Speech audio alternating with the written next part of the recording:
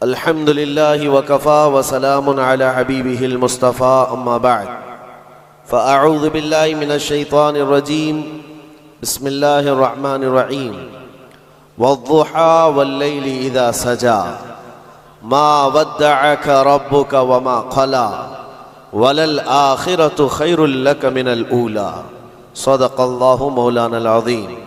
बारगाह रिसालत मुआब सल्लल्लाहु अलैहि वसल्लम में दुरूद पाक का हदिया पेश करें। अल्लाहुम्मा सल्लि अला सय्यिदिना व मौलाना मुहम्मदिन मअदनिल जूदि वल करम व आलिहि व अस्हाबिहिल किराम व इब्निहिल करीम व बारिक व सल्लिम सलातन दाइमतन सरमदन अबदा। हमें ये पता है, जैसे कि ख़बर दी गई है, आप हज़रात यहाँ पर इशा की नमाज से बैठे हुए इंतज़ार कर रहे हैं, इसीलिए हम भी आपके सामने खड़े होकर बयान करने को तरजीह देते हैं कि बहुत सारे इसमें सुनने कम और देखने ज़्यादा आते हैं। तो जिस तरह की भी जिसकी भी जैसी नीयत हो, लेकिन एक बात है मेरे अजीज़ों, 2023 का आखिरी घंटा चल रहा है और उस आखिरी घंटे में हम अपने रब की याद कर रहे हैं और उसके हबीब का जिक्र कर रहे हैं। और यही मुसलमानों की अलामत भी हो कि हम अपनी ज़िंदगी की इब्तिदा जो करते हैं वो अल्लाहु अकबर से करते हैं। आपको पता है, जब हम पैदा हुए थे हमारे कानों में सबसे पहले आवाज़ क्या आई? अल्लाहु अकबर। किसी भी मौलवी साहब ने हमारे कानों में आवाज़ दी होगी, अजान तो हर बच्चे को दी जाती है। अल्लाहु अकबर से हमारी ज़िंदगी शुरू हुई है और जब इंतकाल हो जाए, जनाजा तैयार करके लाया जाए, इमाम के सामने रखा जाए, इमाम सबसे पहले हाथ बांधते हुए क्या कहता है?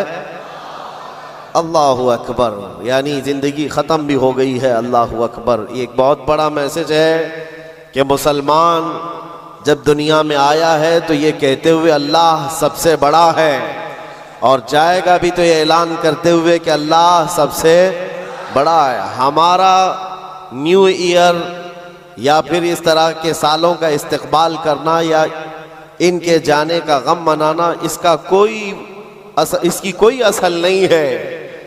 ये साल का आखिरी घंटा हम तो सिर्फ इसलिए यहाँ पर जमा है कि गैरों ने लोगों में एक अजीब मिजाज बना दिया है कि इसको सेलिब्रेट किया जाएगा। और कैसे सेलिब्रेट किया जाएगा? शराब के नशे में धुत होकर साहिल, समंदर और दीगर इलाकों पर आज पार्टियां और वहाँ पर नशे की महफिलें सजाई जाती हैं। हमने ये सोचा कि दुनिया की खुशी करने का तरीका अगर ये है तो हम साल के आखिरी घंटे को रब्बे जुल जलाल के जिक्र में क्यों न मनाएं। मेरे अजीज़ों, यकीन है कि अभी आधा घंटे के बाद क्या हो रहा है? 12 बजने वाले हैं। 12 बजने वाले हैं और 12 सुन्नियों के लिए तो खैर का है। इंशाअल्लाहुल अजीज इस 12 के बाद आने वाला जो साल होगा, कुफ्फार और मुशरिकीन के 12 जरूर बजाएंगे। दुआ तो करेंगे हम यही कि अगला साल जो लोग इस नशे में धुत हैं कि 2024 हमारा है, 2024 में ऐसा होगा वैसा होगा। इस 12 पर हम दुआ यही करते हैं कि मौला आज के रात के 12 के बाद उन सारे दुश्मनान इस्लाम की ज़िंदगी के 12 बज जाए। अल्लाह करीम वो दिन ज़रूर लाएगा। और मैंने एक आयत तिलावत की है आपके सामने, कुरान पाक की मशहूर सूरह है, सूरह वद्दुहा। रब तबारक व तआला कसम याद फरमा रहा है उस चाश्त के वक्त की कसम जो महबूब के चेहरे की तरह चमकता है। वल्लैलि इज़ा सजा, उस रात की सियाही की कसम जो महबूब की जुल्फों की तरह है। मा वद्दअक रब्बुका वमा क़ला, महबूब आपके रब ने ना आपको छोड़ा है और ना कुछ कम किया है। वलल आखिरतु खैरुल लक मिनल ऊला, ऐ महबूब आपकी हर आने वाली घड़ी पिछली घड़ी से बेहतर है। जब ये वादा किसका है? रब्बे जुल जलाल का। हुजूर की हर आने वाली घड़ी पिछली घड़ी से बेहतर है। तो उम्मत की भी हर आने वाली घड़ी पिछली घड़ी से बेहतर होगी। हम आने वाले साल का इस्तकबाल इसी एतबार से करेंगे कि रब ताला का वादा है कि हर आने वाली घड़ी बेहतर होगी, तो फिर इंशाअल्लाह हम ये कहेंगे 2024 हमारा है इंशाअल्लाह, बल्कि उसके बाद आने वाले साल भी हमारे हैं। मैं गुफ्तगू की तरफ आगे बढ़ता हूँ, लेकिन उससे पहले आपको मैं बताऊँ, ऐसे डर के माहौल में, ऐसे सरासीमगी के वक्त में, जहाँ लोग छोटी सी अफवाह पर भी घरों पर दुबके बैठे हुए हैं, आज मुसलमानों में ख़ास तौर पर इतना डराया गया है कि लोग सफ़र करना भी छोड़ रहे हैं। अरे नहीं, अब ऐसे हालात हो जाएंगे, हम ट्रेन का सफ़र नहीं करेंगे, फलां जगह ना जाए। इतने डर के बावजूद, डर तो तुम्हारे अंदर फैलाया गया, खौफ तुम्हारे अंदर लाया गया, लेकिन जानते हो उनके पाखंडियों की बातों को सुना कभी? ये गुफे में बैठकर ये कहते हैं कि 2029 में भारत का प्रधानमंत्री मुसलमान बन सकता है। यह हम नहीं कह रहे हैं, यह हम नहीं कह रहे हैं, और ना ही उस कुर्सी की लालच में हम दौड़े भाग रहे हैं। जिसके पास आयतल कुर्सी है उसे उस कुर्सी की हाजत नहीं, लेकिन दिलों का खौफ ये बताता है, उनका डर ये बताता है कि अगले साल आने वाले इनके लिए हो सकते हैं, और मैं दुआ करता हूँ अल्लाह उनका डर सही फरमा दे।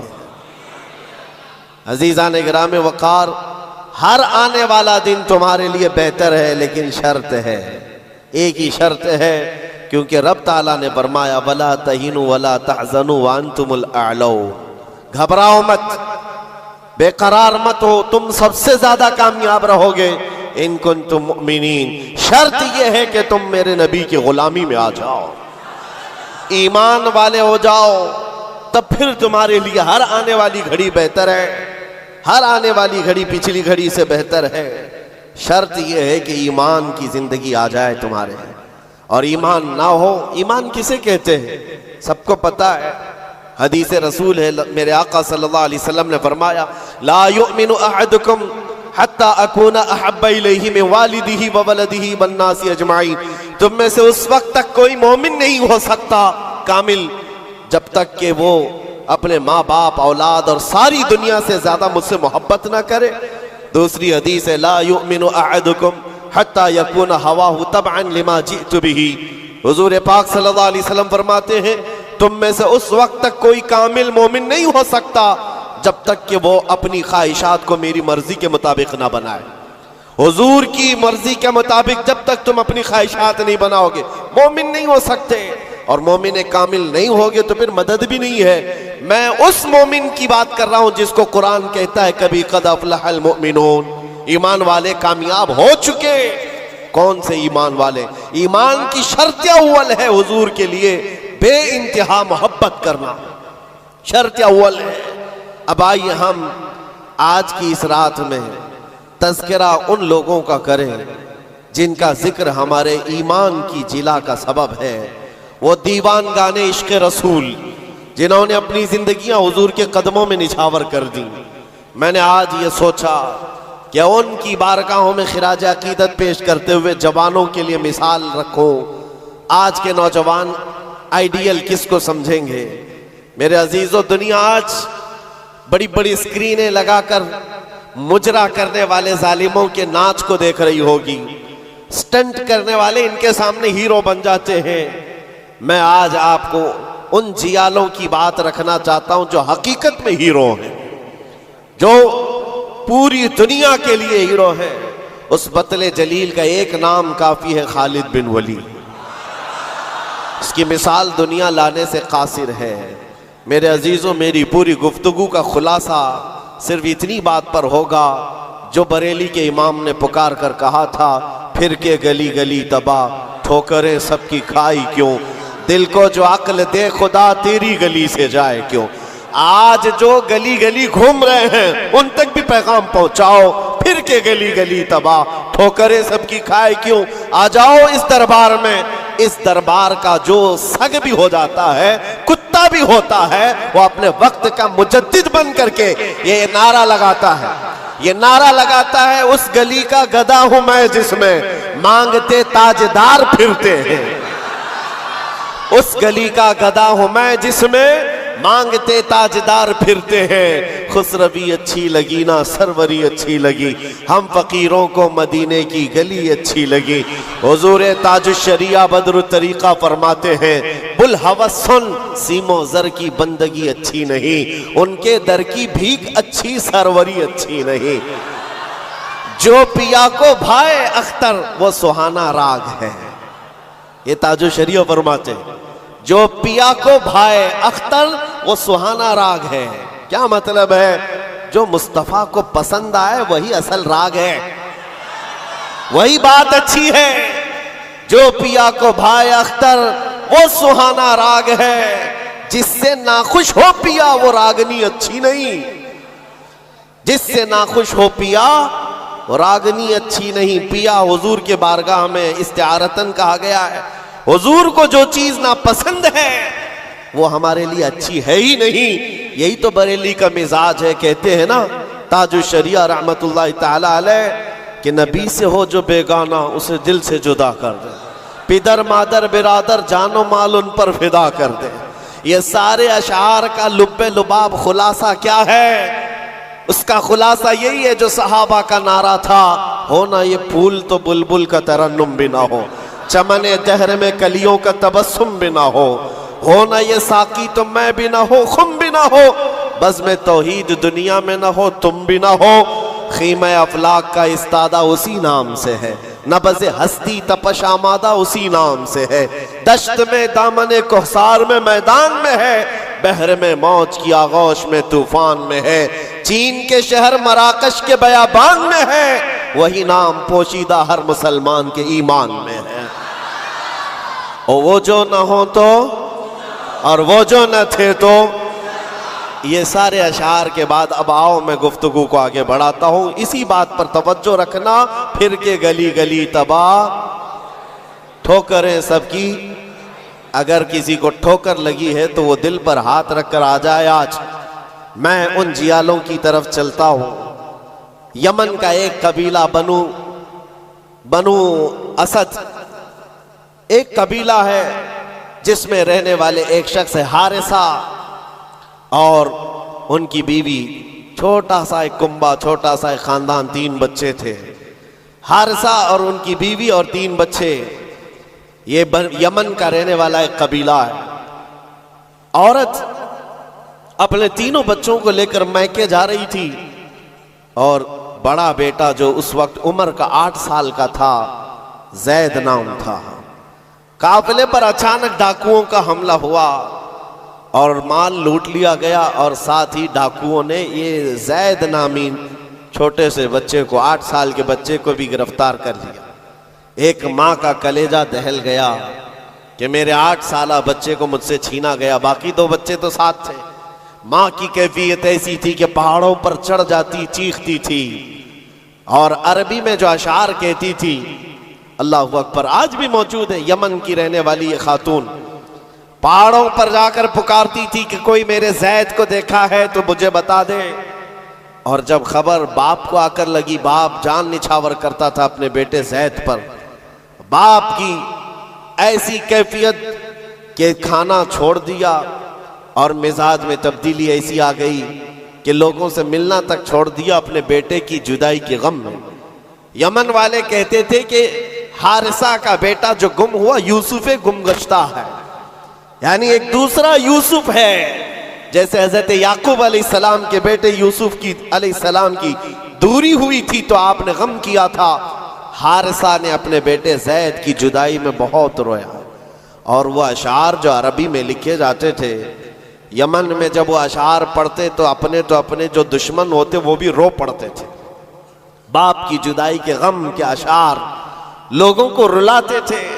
जमाना गुजर गया। अब डाकुओं ने उस जैद का किया क्या था, कुछ साल अपने पास रखा, और उकास के मेले में, मक्का के करीब एक मेला लगता था, और उस मेले में लाकर जैद को गुलाम बनाकर बेच दिया। जब बेचा तो ये जैद गुलाम बनकर के किसके हवाले आया? खदीजा बिन्त खुवैलिद, उम्मुल मोमिनीन हजरत खदीजा रज़ियल्लाहु ताला अन्हा के घर हजरत हकीम बिन हिजाम के जरिए से। जब ये गुलाम हजरत खदीजा के घर आया तो उस वक्त 15-16 साल की उम्र थी। पहली नजर मुस्तफ़ा करीम की पड़ी थी। रसूल रहमत सल्लल्लाहु ताला अलैहि वसल्लम ने हजरत खदीजा के घर इस नौजवान को देखा। अदब में कामिल था, गुफ्तगू के सलीके अच्छे थे, लोगों से मुलाकात के तौर तरीके बताते, बड़ा खानदानी आदमी। जब ये पहली नजर मेरे मुस्तफ़ा करीम सल्लल्लाहु अलैहि वसल्लम की पड़ी तो उम्मुल मोमिनीन खदीजा से कहा, मेरे आका ने अगर आप बेहतर समझें तो ये गुलाम मेरे हवाले कर दें। क्या किस्मत है जिसको खुद रसूलुल्लाह खरीदी। ज़ैद को खरीद लिया, बल्कि तोहफतन हुजूर को दे दिया गया। गुलामी का दौर है। ज़ैद यही वो हारिसा के बेटे हैं, नबी मुकर्रम सल्लल्लाहु ताला अलैहि वसल्लम के हवाले आ गए। दिन रात मुस्तफ़ा करीम के साथ गुजर रहे हैं। तरबियत भी किसी ने सरवर अंबिया ने की, और नौजवान के तौर तरीके ऐसे। मेरे अजीज़ों, आपको पता है ये वो ज़ैद है जिसके बारे में मैं आपको बताऊं। हुजूर पाक सल्लल्लाहु ताला अलैहि वसल्लम के चंद दिनों के बाद मक्का में मशहूर हो गए। मोहम्मद सल्लल्लाहु ताला अलैहि वसल्लम का अगर कोई महबूब है तो वो ज़ैद है।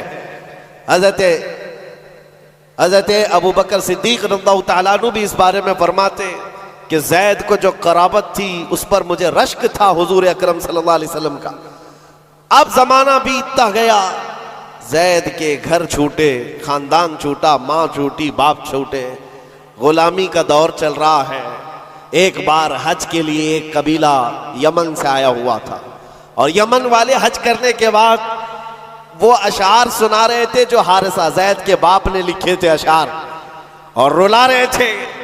वहां जब ये कबीला यमन के वो अशार पढ़ करके सुना रहा था, यही ज़ैद वहां से गुजर रहे थे। यमन वालों ने देखा, पहली नजर में पहचान लिया, ये वो ज़ैद है जिसका बाप पूरे यमन को रुलाता है इसकी जुदाई में। यह मक्का हरम काबा के पास क्या कर रहा है। लोगों से पूछा कौन है, लोगों से पूछ करके ज़ैद को बुलाया गया। पूछा तुम्हारा नाम का, ज़ैद, बाप का नाम हारिसा। लोगों ने कहा तुझे पता भी है तेरी माँ का क्या हाल है, तेरे बाप का क्या हाल है। तेरी माँ रोज पहाड़ों पर चढ़ जाती है, आसमान को पुकारती है कि आसमान बता मेरा ज़ैद जिंदा है तो मैं जीने की तमन्ना रखूं। बाप तेरा अशार लिख करके यमन को रुलाता है। ज़ैद ने कहा कि हो सकता है, लेकिन जाओ, अगर मेरे माँ बाप इस गम में रोते हैं तो उनको मेरा सलाम कहना, और यूं कहना कि उन्हें गुमगश्ता ऊंट की तरह मुझे तलाश ना करे, इसलिए कि उनका ज़ैद उनकी गोद से कई बेहतर गोद में है। यमन वालों को यह जवाब देकर भेज दिया, गुमशुदा कोई बच्चा अपने माँ बाप की खबर पाले तो क्या होना चाहिए, लेकिन यहाँ कैफियत बदली हुई है। यहाँ कैफियत बदली हुई है। हुजूर पाक सल्लल्लाहु ताला अलैहि वसल्लम की इस गुलामी में दिन रात गुजरते रहे, शब और रोज गुजरते रहे। मेरे अजीजों, जिसको हो दर्द का मजा, नाज़े दवा उठाए। आपको मैं बताऊं, ये कबीला यमन का गया और जा करके ज़ैद के माँ बाप से कहा, हारिसा और उनकी माँ से कहा, तुम्हारा गुमशुदा बच्चा मिल गया, हरम काबा में हमने उसको देखा है और सुना है मोहम्मद नामी अरब के एक मशहूर शख्स की गुलामी में है, और उनकी सखावत भी, दरिया दिली भी, रहम दिली भी मशहूर है। माँ और बाप ने खबर पाते ही महीनों का सफर दिनों में तय कर लिया। दौड़ते भागते मक्का पहुंचाए, और जैसे पहुंचे पूछा कहाँ रहते हैं मोहम्मद सल्लल्लाहु अलैहि वसल्लम। हुजूर पाक सल्लल्लाहु अलैहि वसल्लम हरम काबा के पास ही उनको मिल गए। माँ इतना रोई, बाप इतना रोए, हुजूर पाक सल्लल्लाहु अलैहि वसल्लम को उन पर तरस आ गया। पूछा क्या बात है, कहा हमारा बच्चा गुम हुआ था, सालों बीत गए, अब तक हमने खाने का मजा नहीं चखा, और हम सब की जिंदगी ऐसी वीरान सी लगती है कि उसके बगैर जिंदगी में अंधेरा है। पूछा हुजूर ने, कौन है तुम्हारा बच्चा? कहा उसका नाम ज़ैद है और सुना है वह आपकी गुलामी में। हुजूर पाक सल्लल्लाहु अलैहि वसल्लम ने फरमाया, ज़ैद तुम माँ बाप हो ज़ैद के? कहा हाँ, अगर आप मुनासिब फरमा समझे तो हमें हमारा ज़ैद लौटा दें।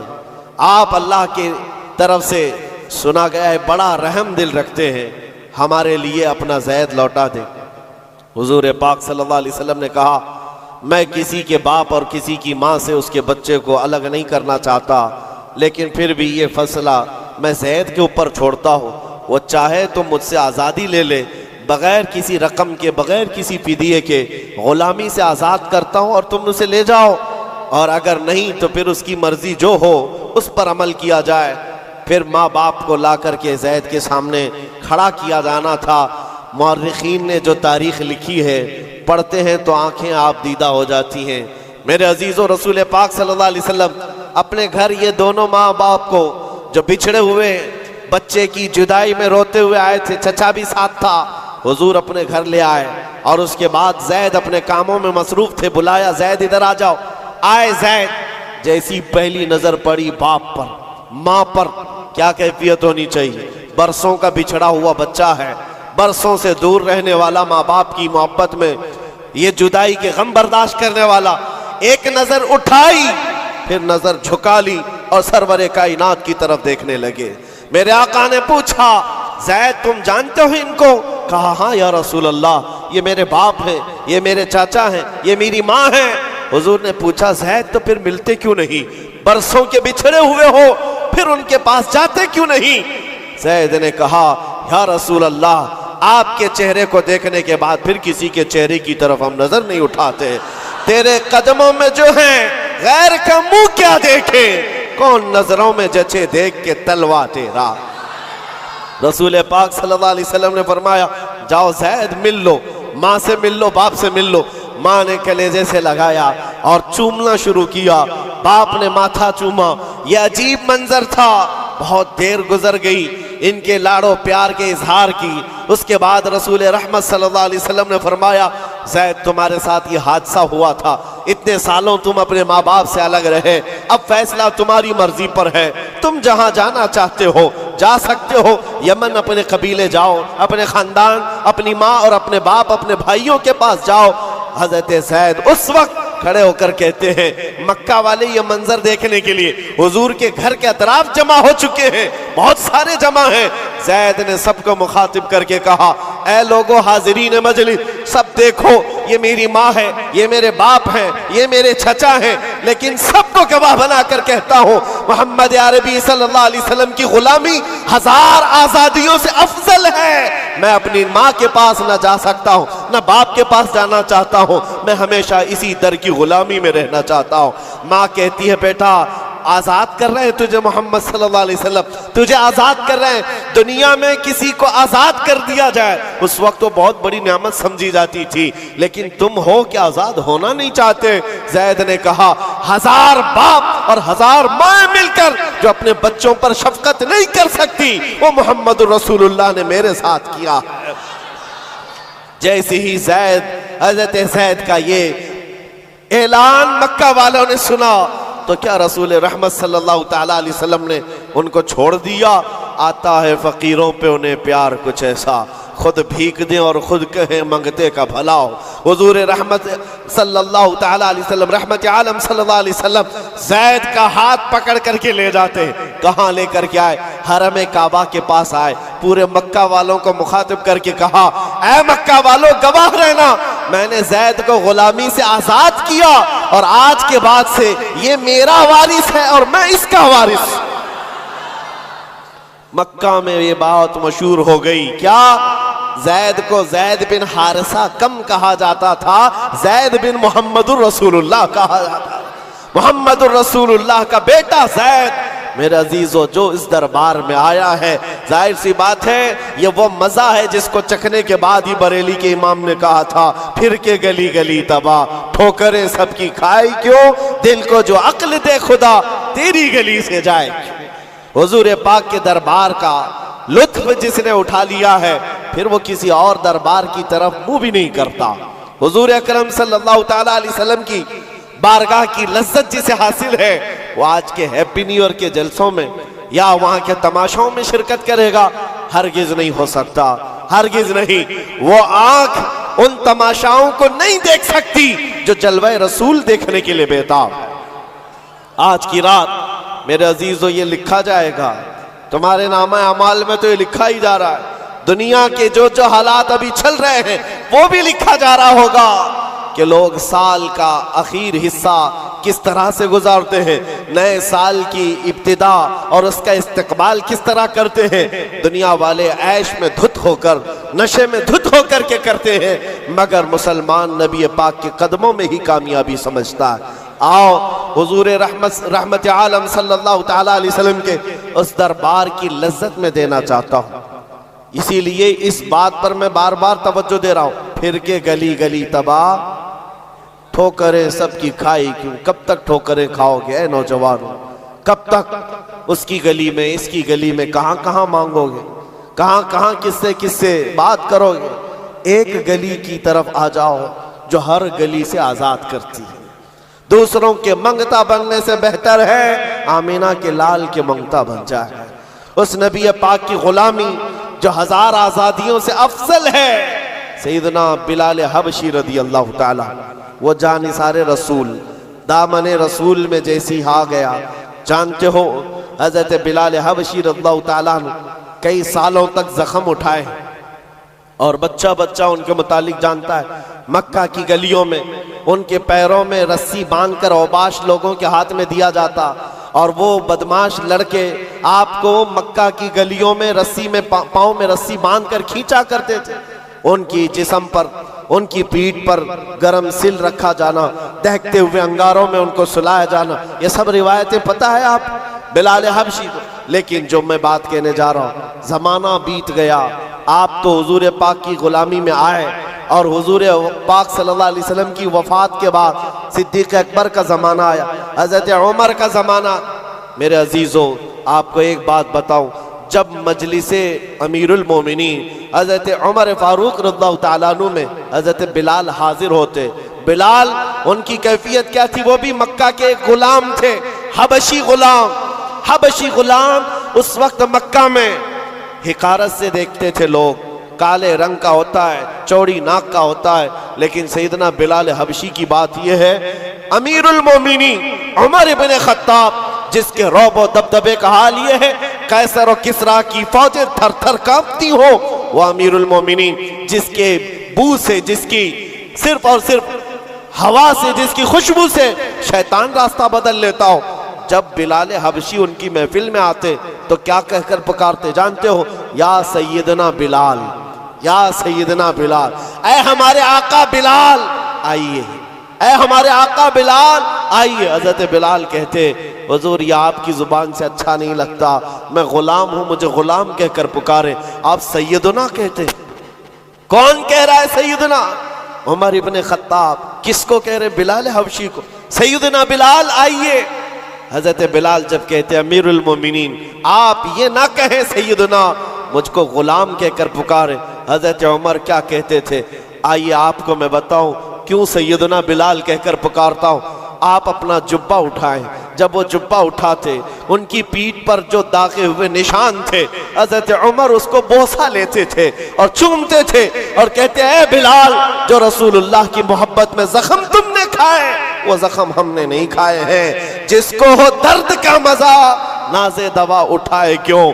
अजीज़ा ने गिरामी वक़ार, मकाम और मर्तबे में वही बुलंद था जो दरबार रिसालत में आपका और उस गली का गधा बन करके पूरी जिंदगी गुजारता रहा। एक दो नहीं, कई मिसालें आपको मैं बताऊं। एक साहबी हैं मुसअब बिन उमैर, ये रसूल पाक सल्लल्लाहु ताला अलैहि वसल्लम के एम्बेसडर कहलाते थे, तर्जुमाने रसूल थे, सफीरे रसूल थे। इनकी कैफियत क्या है? अल्लाहु अकबर। तारीख में लिखा है, ये 27 साल के कड़ियल जवान और मक्का में ऐसे लिबास पहनते थे कि रेशम का लिबास, इनका लिबास मशहूर था। और मक्का की गलियों में जब घूमते थे, इनका इतर जो लगाते, पूरी गलियों में खुशबू आती। महंगा लिबास पहनते, महंगा अतर इस्तेमाल करते। दामने मुस्तफ़ा से जब वाबस्ता हुए, ये मुसअब बिन उमैर, उनकी माँ भी काफिरा है, बाप भी काफिर है और सख्त तरीन दुश्मनाने रसूल है। शुरू में आपने अपना इस्लाम छुपाए रखा। चंद दिनों के बाद एक दिन उस्मान बिन तलहा ने देख लिया, जो कलील बरदार काबा थे, जाकर इनकी माँ से कहा, तू क्या घर पर बैठी रहती है? तेरा बेटा तो मोहम्मद के दीन को इख्तियार कर चुका है। माँ को इतना बुरा लगा ये जुमला। जब मुसअब बिन उमैर आए तो उनसे पूछा कि क्या तुमने मोहम्मद अरबी का दीन कबूल कर लिया है? आपने बरजस्ता कहा, हाँ उस रसूल पाक सल्लल्लाहु अलैहि वसल्लम के दीन में दाखिल हुआ जो बंदों की इबादत से निकाल कर खालिक की इबादत की तरफ ले जाता है। आपका ये जुमला माँ बाप को शाक गुजरा, मारना शुरू किया, इतना मारा जख्मी कर दिया। उसके बाद मुसअब बिन उमैर घर से निकले, रोज मार खाते थे, रोज अपनी माँ से भी और अपने बाप से भी कोड़े भी खाते थे। दरबारे रसूल में जब आते तो जख्मी हालत में आते, कपड़े भी उनके जख्मों से फटे हुए होते। हुजूर पाक सल्लल्लाहु अलैहि वसल्लम ने फरमाया, मुसअब तुम यहाँ से हबशा चले जाओ, हबशा हिजरत करके चले जाओ। माँ बाप वतन सब छोड़कर हबशा की तरफ चले गए। चंद महीने वहां रुके, वापस आए, फिर दोबारा हबशा की हिजरत किया। नबी करीम सल्लल्लाहु ताला अलैहि वसल्लम का ये जानिसार हिजरत पर हिजरत करता रहा। एक वक्त ऐसा आया था कि नबी पाक सल्लल्लाहु ताला अलैहि वसल्लम ने मदीने हिजरत करने से पहले अपना सफीर बनाकर किसी को भेजा था, तो मुसअब बिन उमैर थे। मदीने आए थे, गली गली में जाते थे, घर घर को खटखटाते थे। एक साल के अंदर 73 सहाबा को मदीने के वो हुजूर के पाक की बारगाह में लाकर गुलाम बना दिया था। नबी पाक सल्लल्लाहु ताला अलैहि वसल्लम के दरबार के ऐसे गुलाम बनाए, आम लोग नहीं है। साद बिन उबादा, साद बिन मुआज, ये अंसार कबीलों के सरदारों को इस्लाम पहुंचाने वाला वो कड़ियल जवान। मैं बात किस लिए कर रहा हूं, सुनो जरा, जिंदगी थोड़ी सी मुझे बतानी जरूरी है। वो मुसअब बिन उमैर जो रेशम का लिबास पहनता, जो महंगे ऊद और अतर इस्तेमाल करता, दामन मुस्तफा में आया है, हिजरत पर हिजरत है, वतन छूटा है, कभी हबशा के चक्कर, कभी अफ्रीका के चक्कर, और उसके बाद कभी यसरब, यहाँ पर आप आकर आबाद होते रहे। जब रसूल पाक सल्लल्लाहु ताला अलैहि वसल्लम मदीने तशरीफ लाए थे, अल्लाहु अकबर, इस्तिकबाल करने वालों में सबसे आगे बढ़कर मदीने वालों को जो बताया था, कौन था जानते हो आप? हुजूर जब तशरीफ ला रहे थे, मदीने आ रहे थे, हजरत अबू बकर सिद्दीक अपना कुर्ता उठा करके लोगों के यानी हिला हिला कर झंडा बनाकर बता रहे थे, हुजूर पाक सल्लल्लाहु ताला अलैहि वसल्लम ये मेरे आका हैं। मुसअब बिन उमैर ने मदीने वालों को दूर से देख करके बताया था कि जो कपड़ा हिला रहा है वो रसूलुल्लाह का गुलाम खास है, और जो चमकदार चेहरा मदीने में तुलू हो रहा है वो मोहम्मद रसूलुल्लाह का है। मुसअब बिन उमैर ये मदीने तैयबा में सफीर इस्लाम है, सफीर रसूल है। थोड़े दिनों की बात है मेरे अजीजों, जैसे ही हुजूर तशरीफ लाए, जानते हो हुजूर के पास जिस वक्त वो आए थे मदीने में, मेरे आका सल्लल्लाहु अलैहि वसल्लम की आंखों में आंसू आ गए मुसअब बिन उमैर को देखकर। किस वजह से? सहाबा कहते हैं मुसअब बिन उमैर के पूरे जिस्म में पहनने के लिए कोई कपड़ा नहीं था, एक बकरी की खाल को लपेट करके उस पर कांटे लगा लिए थे। बकरी की खाल, और जगह जगह से वो भी फटी हुई है, वो पहन करके हुजूर के बारगाह में आए। मेरे आका सल्लल्लाहु अलैहि वसल्लम उन्हें देखकर रो पड़े। लोगों से कहा, जानते हो ये मेरा मुसअब, ये मक्का की गलियों में जब चलता था, इसके अतर की खुशबू पूरी गलियों में होती, सबसे महंगा लिबास पहनता, रेशम का लिबास पहनने वाला मुसअब बिन उमैर आज बकरी की एक खाल में अपना जिस्म छुपा रहा है। अजीजान गिरामी वकार, सारी ऐश की जिंदगी तर्क किया था सिर्फ इसी गली के लिए। फिर के गली गली तबाह, ठोकरें सबकी खाई क्यों, दिल को जो अक्ल दे खुदा, तेरी गली से जाए क्यों। नबी रहमत सल्लल्लाहु ताला अलैहि वसल्लम ने अपनी चादर उठाकर उनको अता की थी, और उस चादर को लेकर जिंदगी भर गुजारते रहे। जब जंगे ओहद का मौका आया, बदर में शरीक रहे, ओहद में आए, सुनो उस मुसअब बिन उमैर की जिंदगी बता रहा हूं। नौजवानों, तुम्हें ऐसा लगता है जिंदगी के ऐश यही असल है? तुम आज अगर एक वक्त का खाना नहीं मिलता तो चिढ़ जाते हो, तुम्हारी पसंद के कपड़े नहीं मिलते, घर छोड़कर भाग जाते हैं। कुछ लड़कियां तो आज ये कहती है, मेरा बाप मुझे क्या दिलाता है, ये आज 6 महीने का जो उसका फ्रेंड बना है ये उसको अच्छे खासे कपड़े दिला रहा है। ये सब तो आज मेयार बना हुआ है जीने का। उस मुसअब बिन उमैर की जिंदगी सिर्फ इसलिए बता रहा हूं, ऐश व इशरत को तर्क किया था उस रसूल पाक सल्लल्लाहु ताला अलैहि वसल्लम की गुलामी में। जानते हो ओहद के मैदान में एक वक्त ऐसा आया कि शैतान ने अफवाह गरम कर दी थी कि मोहम्मद रसूलुल्लाह का इंतकाल हो गया सल्लल्लाहु अलैहि वसल्लम। माअज़ल्लाह जैसी ये खबर फैली, सहाबा इकराम की दो जमातें हो गई। दो जमातें कैसे? बाद सहाबा ने कहा आप तलवार उठा करके क्या करेंगे, चलो मदीने वापस चलते हैं। हुजूर पाक सल्लल्लाहु ताला अलैहि वसल्लम का अगर इंतकाल हो गया, विसाल हो गया है, तो क्या करेंगे? कुछ तो तलवार उठाने को ये कहकर छोड़ दिए, और लेकिन दूसरी जमात ये थी जो ये कह रहे थे कि ठीक कहा तुमने, रसूल पाक सल्लल्लाहु अलैहि वसल्लम के पास उनके बाद तलवार उठाकर करना क्या है। लेकिन मुसाब बिन उमैर का एक जुमला था जो उहद के मैदान में गूंज रहा था, ऐ लोगों ये क्यों नहीं सोचते रसूलुल्लाह के बाद जीने का क्या मतलब है? अगर रसूलुल्लाह नहीं है तो फिर जी कर के मतलब क्या, उठाओ तलवार। तो ये चंद लोगों की जो जमात की सिपह सालारी कर रहे थे उस वक्त मैदान में, मुसाब बिन उमैर झंडा हाथ में पकड़ा था। कुमैया नाम का एक दुश्मन उनके मोंढे से तलवार, मोंढे को काट दिया, कंधे से हाथ काट दिया। झंडा रसूलुल्लाह का जिसके हाथ में है वो हाथ का कट जाना, गोया कि झंडा नीचे आ जाए। मुसाब बिन उमैर का एक हाथ कटा, झंडा बाएं हाथ में उठाकर खड़े हुए। रसूलुल्लाह का झंडा गिरने नहीं दे रहे थे, और जब बाएं हाथ में उनका झंडा आया तो वही सालिम ने बाएं हाथ को कहनी समेत काट दिया। झंडा या तो इस हाथ में हो सकता है या इस हाथ में। तारीख इस्लाम की सच्चे और आग की वहां गर्दानी करो, सरगर्दानी करो तो पता चले मुसाब बिन उमैर ने कटे हुए बाजुओं से उस परचम को पकड़ा था, सीने में दबाकर, अपनी ठूड़ी के नीचे दबाकर हुजूर के परचम को नीचे नहीं आने देना चाहते। जिसके इधर का बाजू कट गया हो, उधर का हाथ कट गया हो, कटे हुए हाथों से।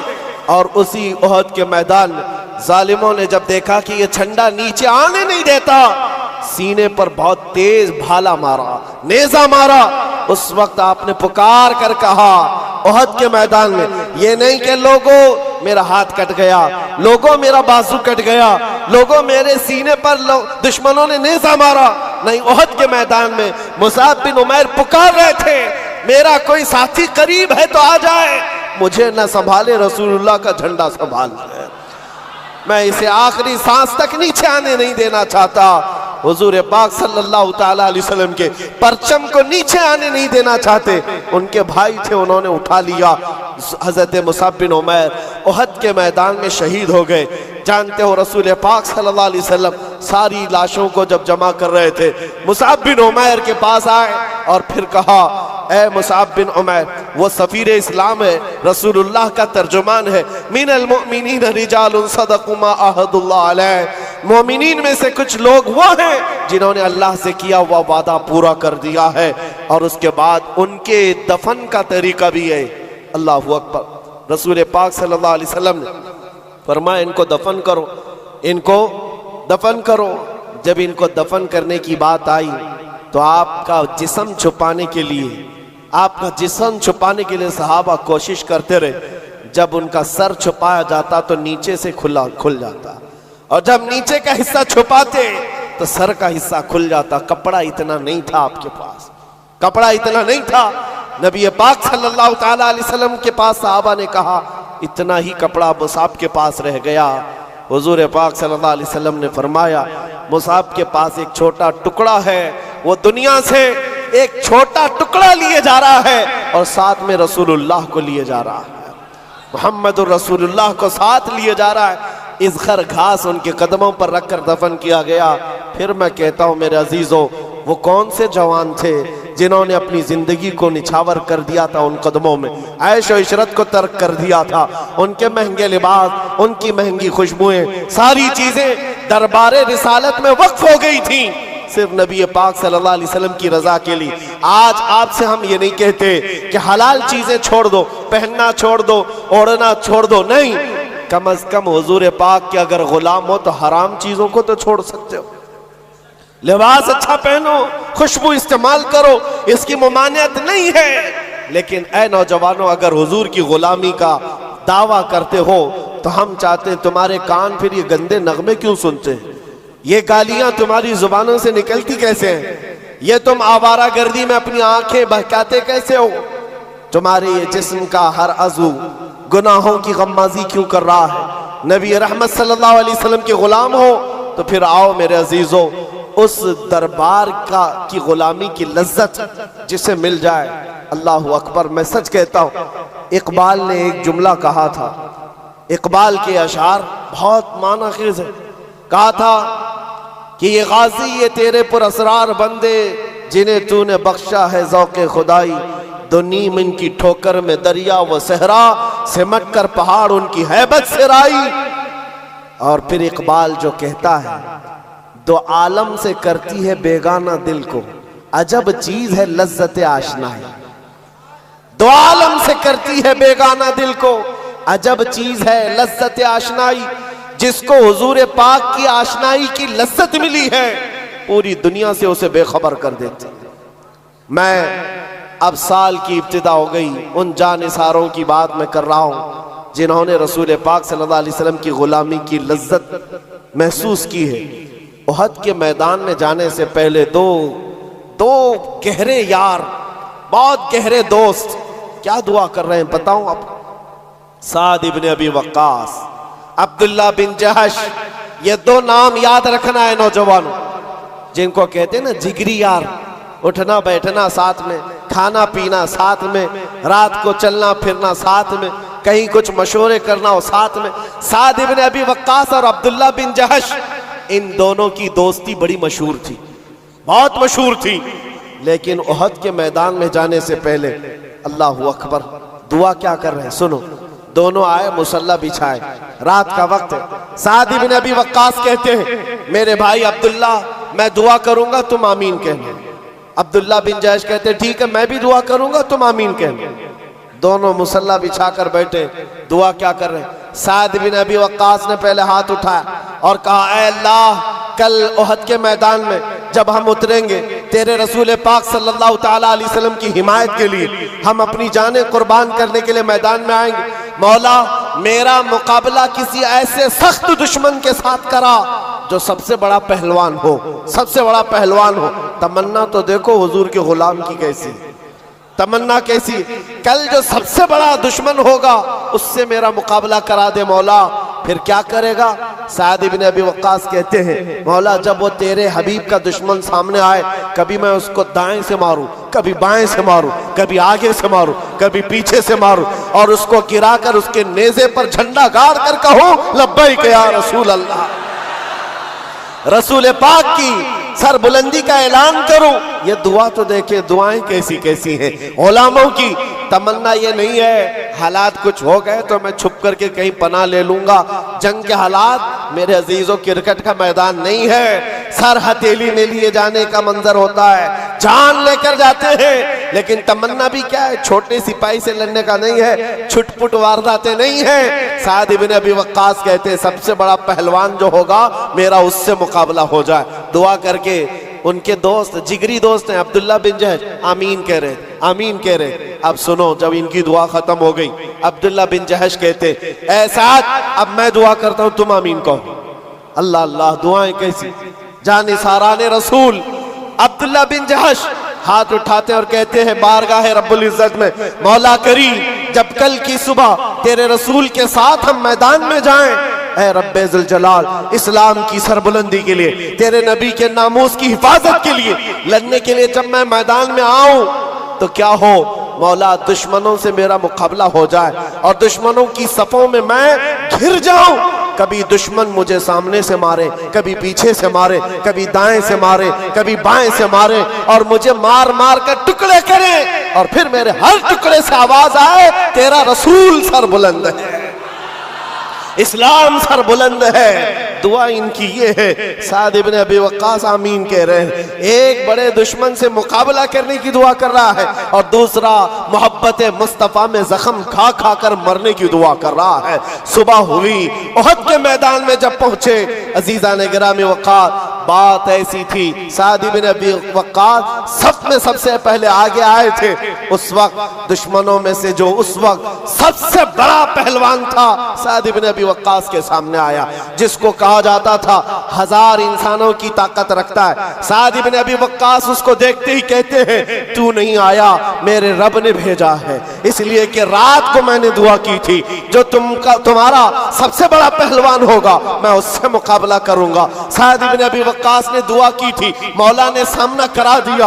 अब शुरू हो गए तीर चलना और नेज़े चलना। साद इब्न अबी वक्कास के तीर ऐसे तीर थे, कभी सामने से जाते, कभी दाएं से, कभी बाएं से, बिजलियों की तरह आवाज करते, उस दुश्मन के सीने में पैवस्त होते। जानते हो ये साद इब्न अबी वक्कास कौन है?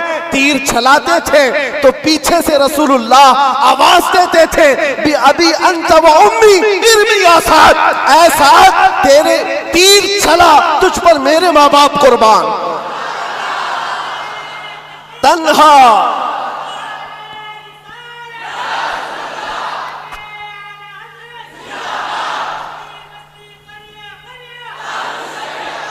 तन्हा साद इब्न अबी वक्कास की जात है, जिसको मेरे रसूल ने फरमाया, सारी दुनिया कहती है या रसूल अल्लाह आप पर मेरे माँ बाप कुर्बान, लेकिन साद इब्न अबी वक्कास वो हैं जिसको अल्लाह के रसूल कहते हैं, साद तीर चला मेरे माँ बाप तुझ पर कुर्बान।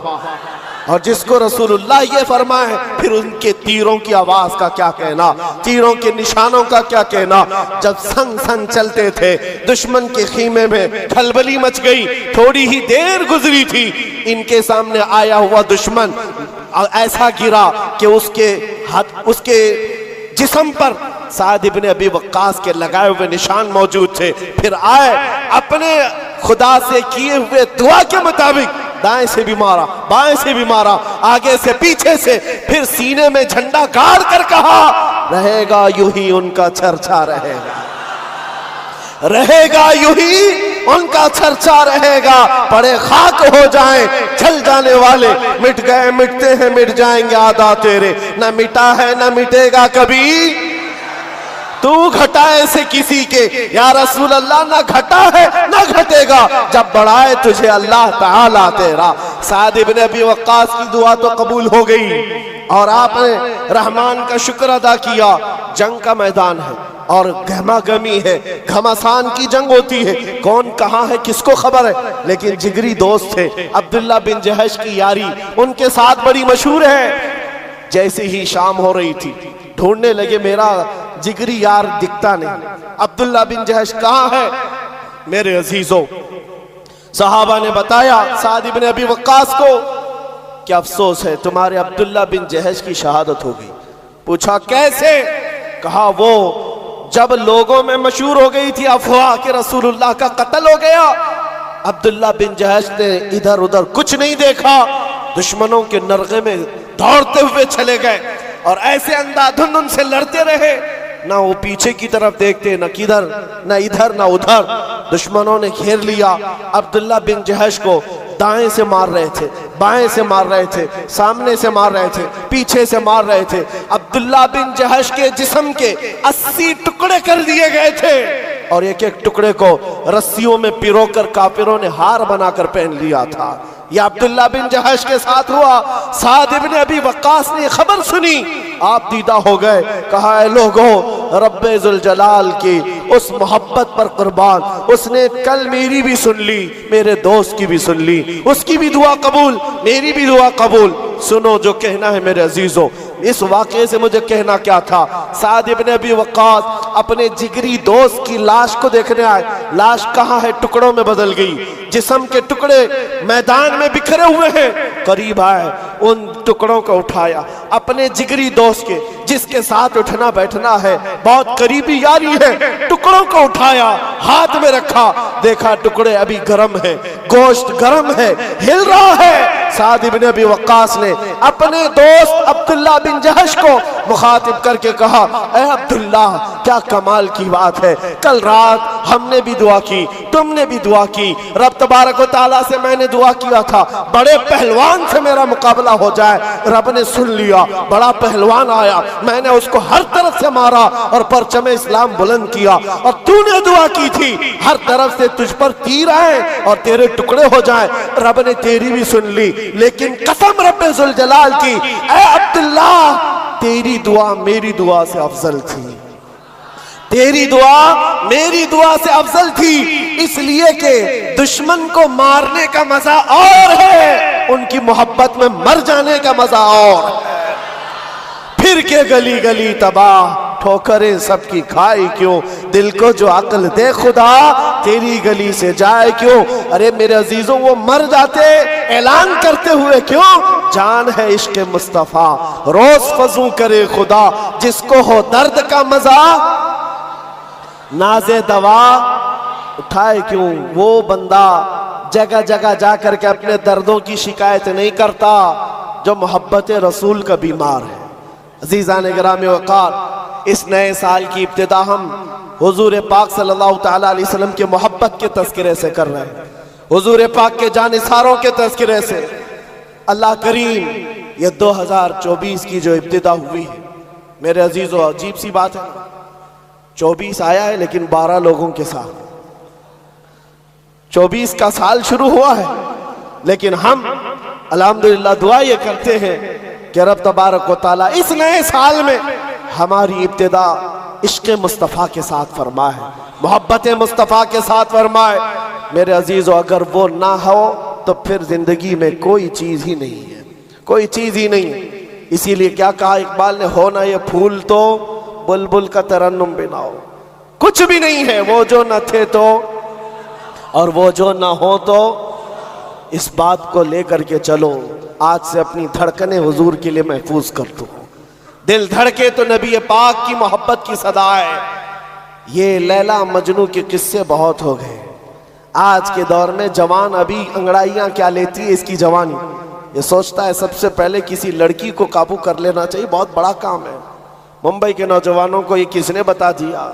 मेरे अजीजों, ये तो छिछोरों का काम है, बहादुरों का काम नहीं। बहादुरों को कायल करने के लिए औरत है, औरत तो किसी को भी मिल जाएगी, जो तुम्हारे मुकद्दर में वो मिल जाएगी, आपके काम नहीं है। आपको मैं बताऊं, हुजूर पाक के एक और जानिसार है, अनस बिन नुज़ैर, अपनी बीवी से कमाल की मोहब्बत करते थे। इश्क ऐसा नहीं है कि सिर्फ तुम ही करते हो, उस जमाने में भी इश्क हुआ है। लैला और मजनू के किस्से यहाँ हिंदुस्तान की गलियों से नहीं आए, ये भी मशहूर आशिक थे।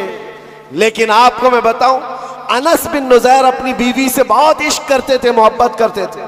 लेकिन ये है कौन? रसूलुल्लाह सल्लल्लाहु अलैहि वसल्लम के हमराज हैं। हुजूर उनके घर जाते थे। एक दिन दोपहर के वक्त उनके घर बैठे, मक्का से एक खत आया। हुजूर पाक ने कहा, अनस पढ़ के सुनाओ क्या है। उन्होंने पढ़ के सुनाया कि मक्का वाले जंगों की तैयारी कर रहे हैं और ये राज था, वहाँ के हालात सब बता दिए थे खत में। रसूल पाक ने फरमाया, मोड़ कर रख लो, ये तेरे और मेरे बीच में राज है। अनस बिन नुज़ैर ने कहा, ठीक है या रसूल अल्लाह, आपने हुक्म फरमाया। उसके बाद जब हुजूर घर से निकले, उनकी बीवी अंदर से आई, जो उनकी बहुत बड़ी महबूबा है, उनकी माशूका है, बेहद मोहब्बत करते थे। बाहर आई, कहा, अनस बिन नुज़ैर किसका खत आया था? रसूलुल्लाह के पास क्या पढ़कर सुना रहे थे? कहा, खबरदार, मोहब्बत अपनी जगह, वो रसूलुल्लाह का राज है, वो रसूलुल्लाह का राज है, नहीं बयान कर सकता। कमाल दर्जे का इश्क हो मेरे अजीजों। आज के वो मजाजी आशिक तो माँ बाप को लात मार देते। 6 महीने की मोहब्बत क्या होती है, ये माँ बाप को ठोकर मारकर चले जाते। अनस बिन नुज़ैर अपनी उस बेहद मोहब्बत करने वाली औरत से कहते, खबरदार इस मामले में मत आना। बीवी ने कहा, कोई बात नहीं, मैंने सुन तो लिया है दीवार के पीछे से। खत में क्या था? मक्का से आया है खत, जंगों के हालात बताए गए, आप पढ़कर सुना रहे थे। बीवी ने सुन लिया था। इसके बाद हुआ क्या? अनस बिन नुज़ैर ने सीधे गर्दन पकड़ ली। कहा, गर्दन पकड़ ली अपनी उस औरत की। कहा, उस वक्त तक हाथ नहीं छोड़ूंगा जब तक रसूलुल्लाह बयान न फरमाते, हुक्म ना आ जाए। मोहब्बत अपनी जगह पर, इश्क अपनी जगह पर, हुजूर के मामलात अपनी जगह पर। हुजूर के पास गर्दन पकड़ करके ले आए, दौड़ते हुए कहा, हुजूर ने पूछा क्या हुआ अनस, इसको क्यों पकड़ लाए? कहा या रसूल अल्लाह, इसने हमारे राज को दीवार पीछे से सुन लिया। मेरे आका, कहीं मैं मुजरिम ना हो जाऊं, मुझ पर अल्लाह का अज़ाब ना आ जाए, आपके राज को इफ्शा करने की सजा में मैं कहीं मुलविस ना हो जाऊं। हुजूर पाक ने फरमाया गर्दन छोड़ दो, आजाद कर दो, वो भी मेरी सहाबिया है। जैसे राज तुम्हारे पास महफूज है, वैसे राज उसके पास भी महफूज है। हजरत अनस बिन नुज़ैर ने गर्दन से हाथ हटा दिया और फिर मुस्कुरा कर बीवी से कहा, पहली वाली मोहब्बत फिर बाकी है, जो मोहब्बत थी वो मोहब्बत फिर बाकी है। लेकिन याद रखना, हमारी मोहब्बत का मेयार थर्मामीटर सिर्फ कदम रसूल है, वो जो ना हो तो ये हमारा थर्मामीटर है। यही बरेली का मिजाज है, नबी से हो जो बेगाना उसे दिल से जुदा कर दे, पिदर मादर बिरादर जानो माल उन पर फिदा कर दे। अजीज़ा ने गिरामी वक़ार, ये वो सहाबा की मिसालें मैं आपको रखा हूँ। उहद के मैदान में एक दो नहीं, कई मिसालें आपको पता है। वो दूल्हा भी शरीक हुआ उहद के मैदान, जिसकी आज शादी हुई और सुहाग रात मना रहा अपनी बीवी के साथ, और शब्बाशी करने के बाद उठकर दौड़ा मैदान में आ गया जिस दिन उसका वलीमा है, और उहद के मैदान में तलवार लिए लड़ रहा है और शहीद भी हो गया। कौन है ऐसा जो अपने वलीमे के दिन शहादत पा रहा हो? वलीमा है, कल शादी हुई है, बीवी को घर लाया है, लेकिन ऐसा नहीं है कि बीवी को बगैर बताए छुपाए प्लानिंग करके भाग आया हो। रात को बिस्तर से उठ करके अपनी बीवी से कहा, ऐ मेरी शरीक हयात, मैंने तुझे दुल्हन तो बना लिया, लेकिन कानों में आवाज आई है कि रसूलुल्लाह सल्लल्लाहु अलैहि वसल्लम के साथ सारे मदीने वाले निकल पड़े हैं, लिहाजा मेरा घर में रहना किसी हालत सही नहीं, चाहो तो तलाक ले लो, इद्दत के बाद दूसरा निकाह कर लो, या तो फिर अल्लाह की मर्जी पर कायम रहो। वो खातून ऐसी नहीं थी, वो कहती कि कहां से तुम आज के आज शादी करके लाए और किसके हवाले छोड़ जा रहे हो, और मुझे सुहागन को अभागन बनाए जा रहे हो। नहीं, वो खातून है, मदीने की, कहती है, ऐ मेरे सरताज, गम किस बात का, आप मुझे तलाक की बात क्यों करते हैं? जाए, अल्लाह की मर्जी पर मैं कायम हूं। अगर आप लौट करके आए तो फखर से मदीने में गाजी की बीवी कहलाऊंगी, और अगर नहीं लौटे तब भी फखर से शहीद की बेवा कहलाऊंगी। ये जज्बा कहाँ है? वो मदीने वालों के अंदर था, जिन्होंने सब कुछ हुजूर पाक सल्लल्लाहु ताला अलैहि वसल्लम के कदमों में निछावर किया। ऐ मेरे अजीजों, ये सारी बातें रखने के बाद सिर्फ मैं इतना चाहता हूँ, आज भी इन अंधेरियों से हमें कोई चीज निकाल सकती है तो हुब्बे मुस्तफ़ा। आ जाओ उनके दरबार में, फिर के गली गली तबाह, ठोकरें सबकी खाई क्यों, दिल को जो अक्ल दे खुदा, तेरी गली से जाए क्यों। इसलिए कि इस अकीदे के साथ मैं बात अपनी ख़त्म करता हूँ। आज लोगों को ऐसा गुमान होता होगा, थोड़ा इस पार्टी में चले जाएं, इस पार्टी में चले जाएं तो सकता इनकी हुकूमत, इनकी कुछ हो जाएगा। यूपी में तो देखा है, जिसकी गवर्नमेंट आती है हर कार पे उसी गवर्नमेंट का झंडा लगा लेते हैं। बीजेपी है तो बीजेपी का, कांग्रेस है तो कांग्रेस का, सपा है तो सपा का, झंडे वहां पर बदलते रहते हैं, जिसकी आए उसकी। मेरे अजीजों, ये मिजाज तो दुनिया वालों ने दिया है कि सत्ता हुकूमत जिसके पास आ जाए, अरे बड़े बड़े नेता बदल कर इधर से उधर पार्टी में चले जाते, होता है कि नहीं होता? क्यों करते हैं वो? अरे वो लोग भी बहुत अक्लमंद हैं, कहते हैं जिनकी हुकूमत है उनके साथ जाने से थोड़ा फंड तो मिलेगा, काम तो होगा, भलाई तो कर सकेंगे। ये तो उनकी दलील है, बहुत अच्छी दलील आपने दी कि जिसकी हुकूमत है उसके यहाँ जाने से फायदा होता है। इसी को ताजुश शरिया ने हमें ये कहा था, ऐ सुन्नियो, तुम्हें पता है जहां में उनकी चलती है, जहां में उनकी चलती है, वो दम में क्या से क्या कर दे, जमीन को आसमां कर दे, सुरैया को सरा कर दे। तो फिर जिसकी चलती है वहीं जाने से फायदा है, तो फिर आ जाओ फिर के गली गली तबाह, ठोकरें सबकी खाए क्यों, दिल को जो अक्ल दे खुदा तेरी गली से जाए क्यों। फिर मैं कहता हूं वो तुम्हारे झंडे हैं जो बदलते हैं, हमारा झंडा कभी नहीं बदलता। हम जिसके मदखा हैं, दुनिया तो दुनिया है, हमारा मिजाज ये है, हश्र में होगा दाखिला इस शान से, या रसूल अल्लाह का नारा लगाते जाएंगे।